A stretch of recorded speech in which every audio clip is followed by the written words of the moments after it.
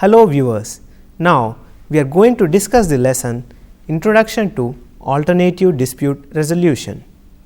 The main objectives of this lesson are to explain the concept of dispute and dispute resolution, to discuss about the judicial dispute resolution mechanism, to recognize the significance of alternative dispute resolution, to introduce and explain various kinds of alternative dispute resolution. This lesson focuses on the meaning, definition and importance of ADR in the modern day world, the dynamics of a dispute, the causative factors of a dispute and different categories of dispute are discussed in this lesson. Further, attention is drawn towards the judicial dispute resolution, that is JDR mechanism, and basic features, advantages and challenges faced by JDR in the present day context are explained. The meaning and definition of alternative dispute resolution, that is ADR mechanism, and the constitutional basis of ADR are discussed in the lesson. The different kinds of ADR processes and strengths and weaknesses of ADR are discussed and highlighted in this lesson. The judiciary is one of the organs of the government which is entrusted with the responsibility of delivering justice.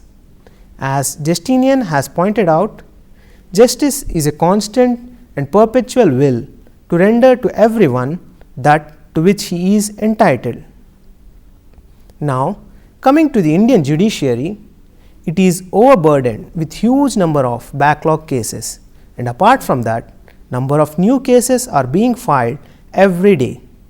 There are nearly 3 crore cases pending in the Indian courts, out of which 61,300 cases are pending in the Supreme Court, 43 lakh cases are pending in the High Courts, and 2.5 crore cases are pending in the district and subordinate courts.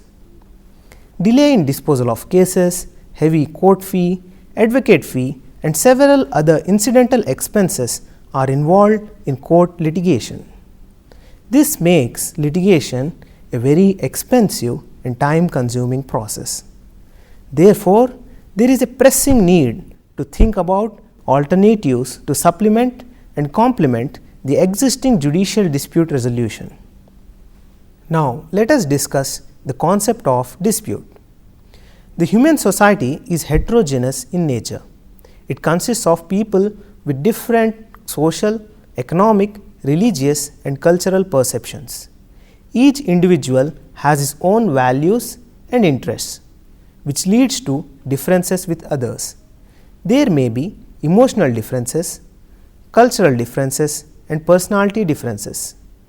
If these differences are not resolved, they lead to disagreements, and aggravated disagreements lead to problems.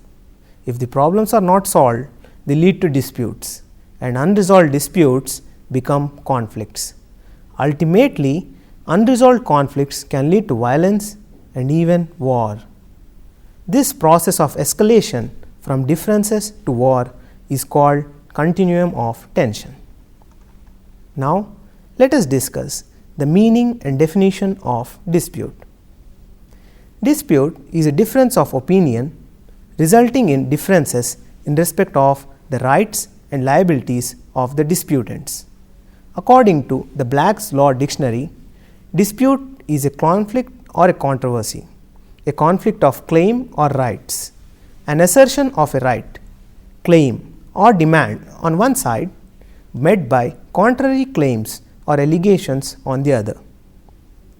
Generally speaking, if one party asserts his claim and the other party refuses and contests the same, then it results in a dispute. Now, let us discuss the dynamics of a dispute. Several factors are involved in the emerging of a dispute.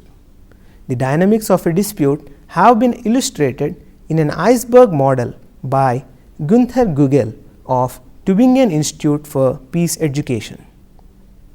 It can be observed that the 6/7 of an iceberg is under water and unseen, and the tip of the iceberg which is only its 1/7 part, is floating on water. It means that only a fraction of the issues in a dispute are immediately accessible.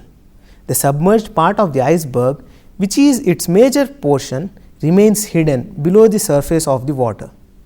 It represents personal interests of the party and underlying factors contributing to the dispute. This hidden portion has to be accessed in order to effectively resolve the disputes, which can be possible only through the ADR mechanism.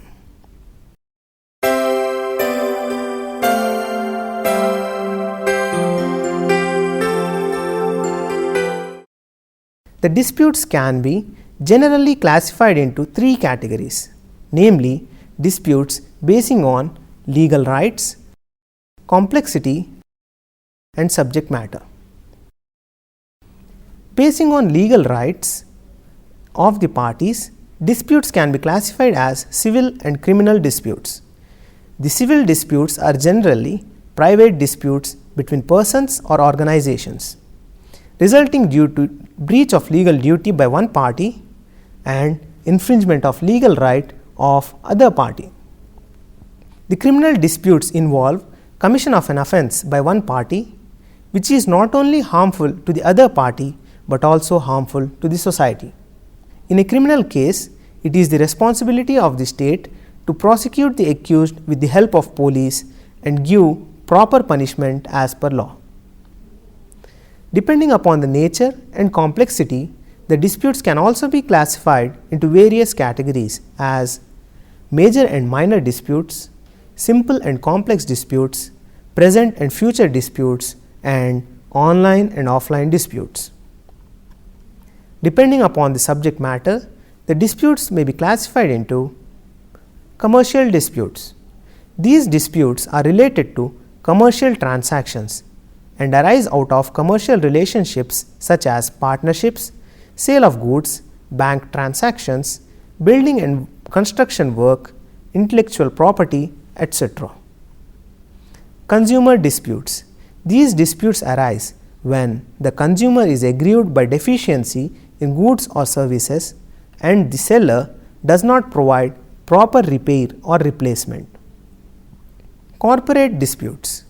These disputes cover disputes between corporate bodies, company and shareholders, shareholders inter se, and include disputes arising at the time of liquidation or winding up of the company. Family disputes. These disputes arise out of family relationships such as between wife and husband, children and parents, between siblings or relatives in respect of their personal or property rights. Industrial and labor disputes. These disputes relate to employment, terms of employment, and conditions of labor like job security, wages, unlawful termination, retrenchment, strikes, lockouts, etc. Organizational disputes. These disputes arise within the organization in respect of administration, structural organization, and include inter-organization and intra-organization disputes.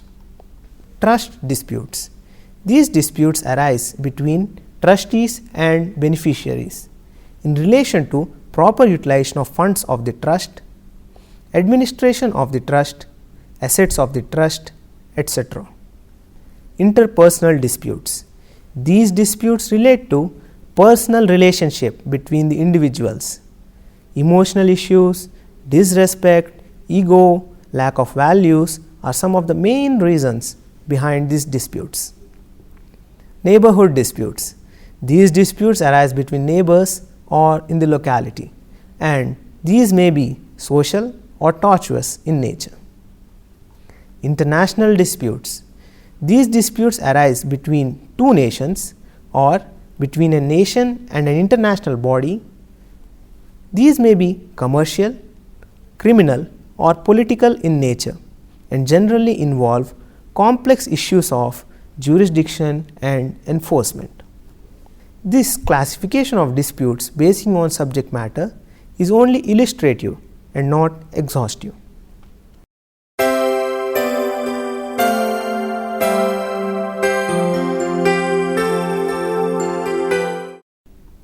the disputes need to be resolved not only to do justice and bring peace to the disputants, but also to build confidence in the society. It is the prime objective of the legal system to resolve and settle disputes through an organized dispute resolution system. The judicial dispute resolution, that is JDR, is the traditional and universally accepted dispute resolution mechanism throughout the world. In the JDR mechanism, one party approaches the court either personally or through his representative, claiming any legal right or privilege, and the other party files his written statement or reply to deny such claims.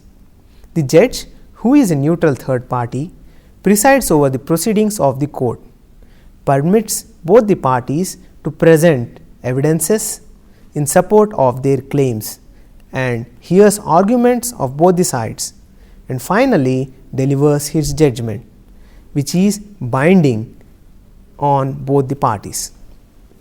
The JDR mechanism follows principles of rule of law, procedure of natural justice, and is an authoritative institution which enjoys the public confidence. It is present in both adversarial system and inquisitorial system. Now, let us discuss the advantages of JDR.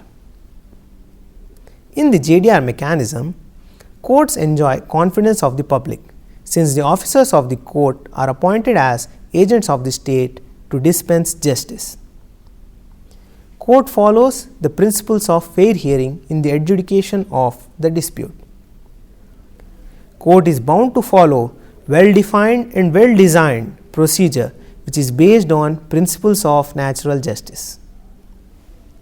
Equality and equal opportunity is provided to every litigant to approach the court. The judge is well qualified and well acquainted with the laws of the land. The judgment is binding on the parties because judge derives his power from the state or statute. There is a provision for an appeal to the higher court if the parties are not satisfied with the judgment of the court. Further, any type of dispute can be brought to the court of law, and there is no bar on the subject matter of the suit or proceedings. Now, let us discuss the challenges of JDR. Even though judicial dispute resolution is structurally and functionally well designed and works within the ambit of principles of law, due to various reasons, it is slowly losing the sacrosanctity and public confidence. Some of the reasons for this are: there are large number of cases pending in courts and lot of new cases are filed every day, which is leading to docket explosion. There is undue delay in disposing of cases. There are also instances of cases where the litigation was continuing for over 3 generations. Advocate fees, court fee and several other incidental expenses result in escalation of litigation costs. The findings of the court depend on various factors like available evidence, competency of advocate, precedents, etc., which are not in control of the parties. The court procedure is very complex and time consuming because of complicated and cumbersome civil and criminal procedure and rules of evidence. In a court procedure, the parties oppose every point raised by the other party, thereby increasing animosity between the parties, and it ultimately results in a win-lose situation. Judges, though, are well qualified in the law, they are unable to address the complex technical issues which need specialization in other disciplines. The courts are unable to appreciate the interests of the parties to the dispute beyond the issues framed in the litigation. The advocates represent the parties, the judge decides the case following strict rules of predetermined procedure, hence parties do not exercise control over the process. The complex issues of jurisdiction, applicable law and enforceability involved in cross-border disputes cannot be addressed through JDR.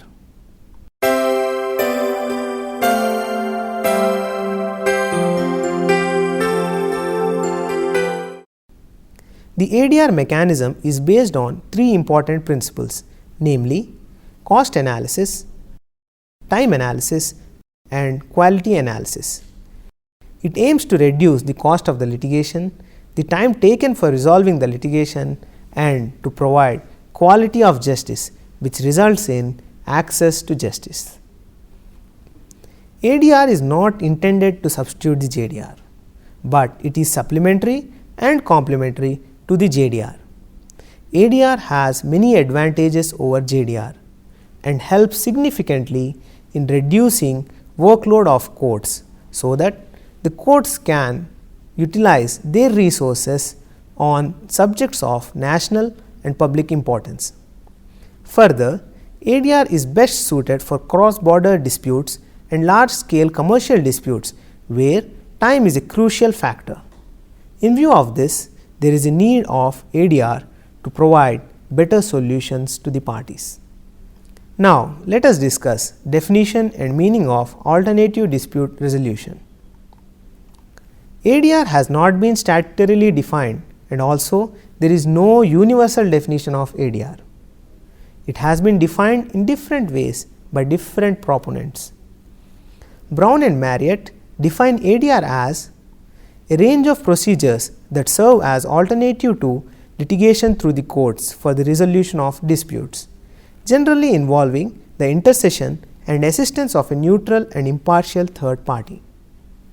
A functional definition of ADR can be given as a system of alternatives from formal adjudication. Therefore, it can be said that ADR refers to the wide spectrum of structured processes that use means other than court trial to settle the disputes between the parties by involvement of a third neutral party or directly by the parties themselves. ADR includes negotiation, mediation, conciliation, arbitration, lok adalat, etc. Now, let us find out the constitutional basis of ADR. The Articles 14 and 21 of the Indian Constitution provide for rule of law and principles of natural justice. The Honorable Supreme Court, in the case of Hussain Ara Khatun versus State of Bihar, has given a wide interpretation to the Article 21 and recognized the right to speedy trial as a fundamental right, identifying it as a vital component of fair trial and social justice. The Article 39A of the Indian Constitution mandates the state to promote justice on the basis of equal opportunity and ensure that the same is not denied to any citizen by reason of economic or other disabilities. The Supreme Court in M. H. Hoskot versus State of Maharashtra has also promoted the right to free legal aid and held that justice shall not become a luxury which only rich can enjoy and poor cannot afford, which is the threat to the very existence of free democracy. The above constitutional mandates have given the impetus and laid down the roadmap for development of alternative dispute resolution mechanism in India.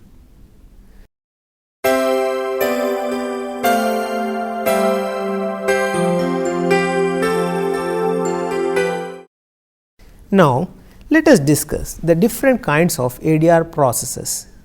The ADR processes can be basically categorized into consensual processes, advisory processes, adjudicative processes, and hybrid processes. All these processes do not have statutory recognition in India. The following ADR processes have statutory recognition in India. Arbitration. It is the process in which an arbitrator appointed by the parties or by the court constitutes the arbitral tribunal and adjudicates the disputes between the parties and passes an award which is binding on both the parties and equivalent to the decree of the court. It is governed by the Arbitration and Conciliation Act 1996. Conciliation. It is a process in which the parties use the services or take the assistance of a neutral and impartial third person and arrive at an amicable settlement. In conciliation proceedings, conciliator plays a proactive role and assists the parties to reach to a settlement by proposing the terms of possible settlement. If the settlement is successful, it is drawn into a settlement agreement which is binding on both the parties and equivalent to the decree of the court.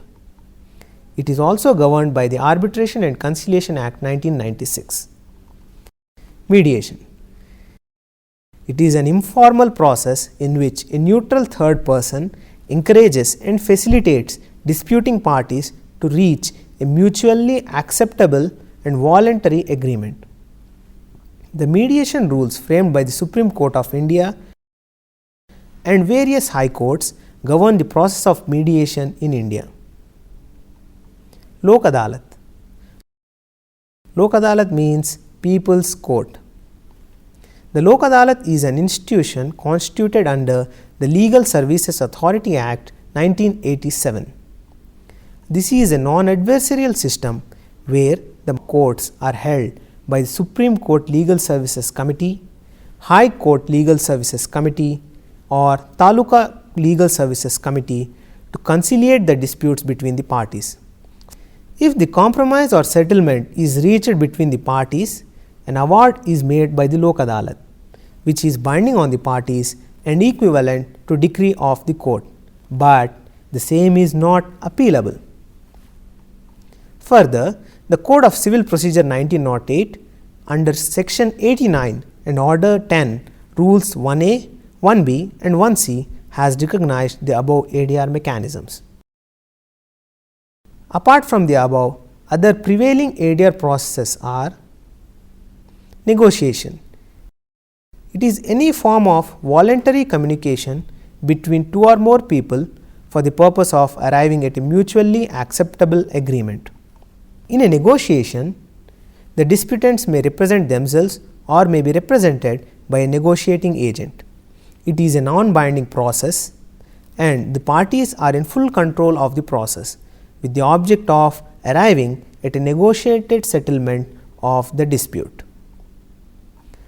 Early neutral evaluation.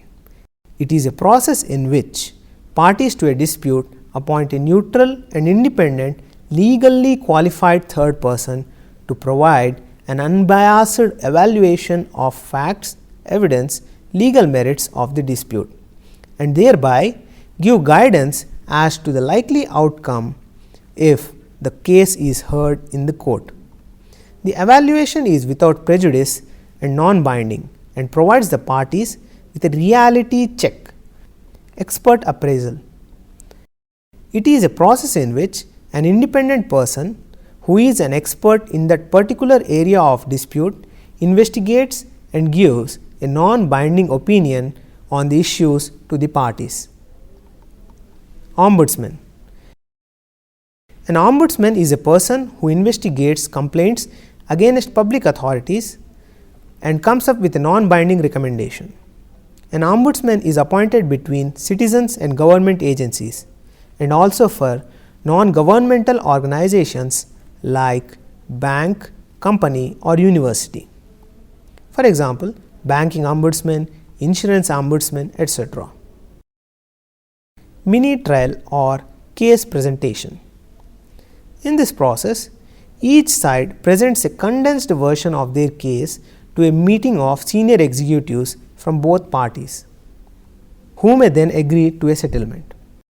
It is a non-binding procedure where summaries of their case enables the parties to assess strengths, weaknesses and prospects and then gives an opportunity to negotiate a settlement with the assistance of neutral advisor. This process is generally resorted to in large commercial disputes. Fast track arbitration. It is also a form of arbitration in which the arbitration procedure is rendered in a particularly short time and at reduced cost. Hybrid arbitration.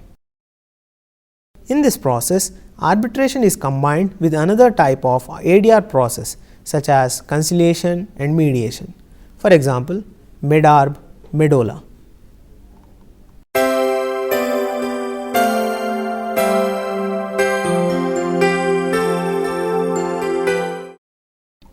Now, let us discuss the advantages of ADR. In an ADR mechanism, parties are at liberty to have neutrals of their choice who are experts in subject matter of the dispute.